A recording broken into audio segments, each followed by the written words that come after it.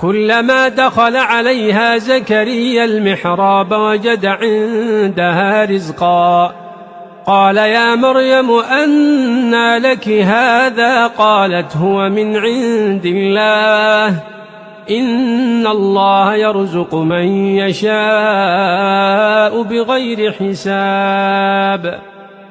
هنالك دعا زكريا ربه قال رب هب لي من لدنك ذرية طيبة إنك سميع الدعاء. فنادته الملائكة وهو قائم يصلي في المحراب أن الله يبشرك بيحيى مصدقا بكلمة